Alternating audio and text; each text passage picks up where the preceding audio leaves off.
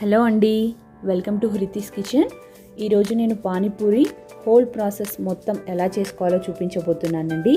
పానీపూరీలు క్రిస్పీగా, అలాగే వాటర్ ఎలా చేసుకోవాలో, అలాగే పానీపూరి స్టఫింగ్ కూడా డిఫరెంట్గా ఎలా చేసుకోవాలో చూపించబోతున్నానండి.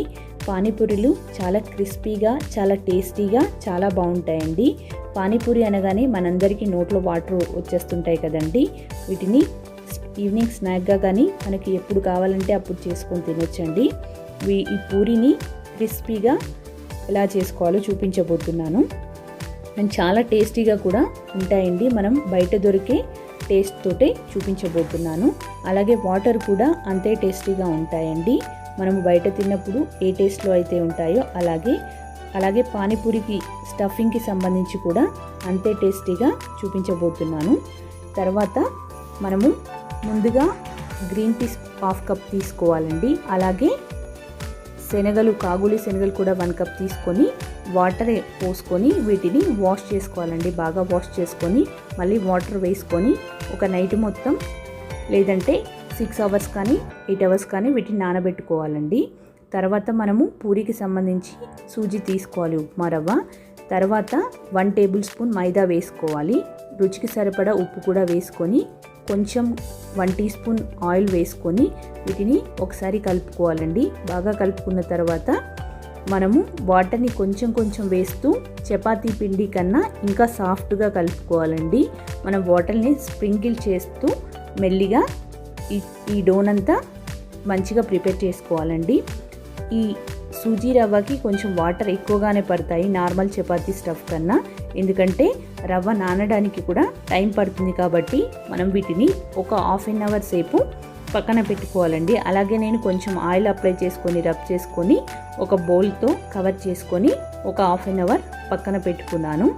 తర్వాత సోక్ అయిపోయిన పీస్ని తీసుకొని నేను వేరొక గిన్నెలోకి కుక్ చేసుకోవడానికి ఒక కుక్కర్ తీసుకున్నానండి. వీటికి సరిపడా వాటర్ వేసుకుంటున్నాను.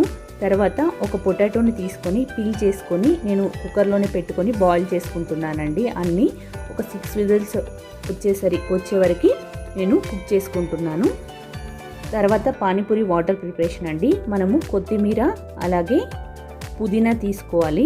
తర్వాత ఒక మిరపకాయ సరిపోతుందండి, గ్రీన్ చిల్లీ. తర్వాత రుచికి సరిపడా ఉప్పు వేసుకొని వీటిని స్మూత్ పేస్ట్లా చేసుకోవాలండి. చేసుకున్న తర్వాత మనము ఎన్ని వాటర్ పడతాయో వాటర్ యాడ్ చేసుకోవాలి, కానీ బ్లాక్ సాల్ట్ కంపల్సరీ అండి. తర్వాత కొంచెం ఉప్పు, కొన్ని వాటర్ వేసుకొని అలాగే ముందుగా చింతపండు నానబెట్టుకొని వీటిని జ్యూస్లా చేసుకొని ఈ జ్యూస్ని కూడా వేసుకోవాలండి. వేసుకొని మనకు సరిపడా వాటర్ వేసుకొని వీటన్నింటిని బాగా కలుపుకొని పక్కన పెట్టేసుకోవాలి. తర్వాత మనము ఒక క్యారెట్ని కూడా తీసుకొని గ్రేట్ చేసుకోవాలండి. మనము హెల్తీగా చేసుకుంటున్నాము కాబట్టి క్యారెట్ కూడా వేసుకుంటున్నాను. అలాగే మనము ఆనియన్ కూడా చిన్న ముక్కలుగా కట్ చేసుకొని వేసుకొని వీటన్నింటిని పక్కన పెట్టేసుకున్నాను. తర్వాత ఈ సూజీ రవ్వని తీసుకొని చపాతీ డోలా చేసుకున్న పిండిని తీసుకొని మళ్ళీ ఒకసారి ఒత్తుకొని చపాతీలాగా ఒత్తుకోవాలండి. 3 డివైడెడ్ పోర్షన్ లాగా నేను తీసుకున్నాను. రోల్స్ చేసుకొని పక్కన పెట్టుకొని వీటిని చపాతీలాగా ఒత్తుకుంటున్నానండి. చపాతీ కన్నా ఇంకా పల్చగా ఒత్తుకోవాలండి. అలా అయితేనే పూరీలు బాగా పొంగుతాయి. మనం మందంగా చేసుకోవడం వల్ల పూరి అంత టేస్ట్గా ఉండదండి, అలాగే అంత బాగా పొంగదు. మనము ఇంట్లో ఉండే ఏదైనా వాటర్ బాటిల్ క్యాప్ కానీ ఆ పూరీ సైజు వాటిని పెట్టుకొని మనం ప్రెస్ చేసుకోవాలండి. పూరీలాగా ఒత్తుకొని పక్కన పెట్టేసుకోవాలి. ఈ పూరీలన్నీ అయిన తర్వాత మనము ఒక తడిగుడ్డతో కానీ కవర్ చేసుకోవాలండి, లేదంటే పూరీలు అస్సలు పొంగవు. మనము అలాగే పూరి డీప్ ఫ్రై చేసేటప్పుడు ఆయిల్ బాగా వేడి చేసుకోవాలండి. హై ఫ్లేమ్లో పెట్టి వేడి చేసుకొని ఈ పూరీలను డీప్ ఫ్రై చేసుకోవాలి. అలా అయితేనే పూరీలు బాగా పొంగుతాయి. మనము లో ఫ్లేమ్లో కానీ అలా పెడితే పూరీలు పొంగవండి, పాడైపోతాయి. నేను చూపించిన విధంగా పూరీని కాస్త వేయగానే ప్రెస్ చేసుకుంటూ చేసుకోవడం వల్ల అన్ని పూరీలు పొంగుతాయండి, చాలా బాగా వస్తాయి. నేను అలాగే కొంచెం ప్రెస్ చేసుకుంటూ పూరీలన్నీ బాగా డీప్ ఫ్రై చేసుకుంటున్నానండి. ఈ పూరీలన్నీ మనము ఒక్కొక్కటిగా వేసుకొని ఫ్రై చేసుకోవాలండి. అన్నీ ఒకేసారి వేయడం వల్ల పూరీలు పొంగవండి. తర్వాత వీటిని కాస్త ప్రెస్ చేసుకుంటూ డీప్ ఫ్రై చేసుకోండి. వీటిని మధ్య మధ్యలో తిప్పుతూ గోల్డెన్ బ్రౌన్ వచ్చేంత వరకు పూరీలను డీప్ ఫ్రై చేసుకోవాలి.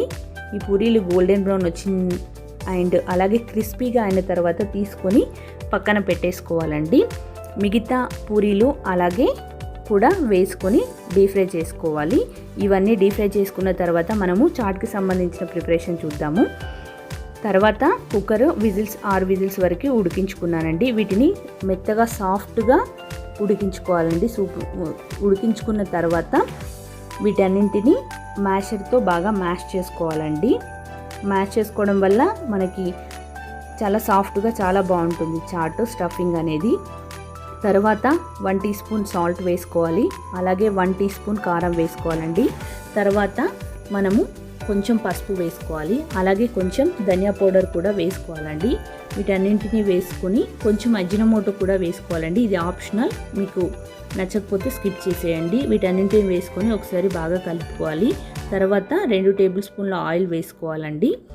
తర్వాత కొంచెం జీలకర్ర కూడా వేసుకోవాలి. వీటన్నింటినీ వేసుకొని ఒకసారి బాగా కలుపుకోవాలండి. వీటిని 5 మినిట్స్ కుక్ చేసుకోవాలి లో ఫ్లేమ్లో.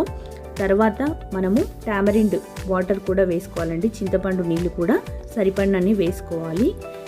తర్వాత మనం చాట్ మసాలా కూడా వేసుకోవాలండి. ఇది కంపల్సరీ చాట్ మసాలా. తర్వాత మనం చిన్నగా తరిగి పెట్టుకున్న ఉల్లిపాయని అలాగే టమాటో కూడా వేసుకోవాలండి. టమాటో వేసుకోవడం వల్ల ఈ చాట్కి చాలా టేస్ట్ వస్తుంది. వీటిని కూడా వేసుకొని ఒకసారి కలుపుకోవాలి. తర్వాత కొంచెం కొత్తిమీర ఇవన్నీ వేసుకొని ఒక 5 మినిట్స్ వీటిని కుక్ చేసుకోవాలండి. వీటిని కుక్ చేసుకున్న తర్వాత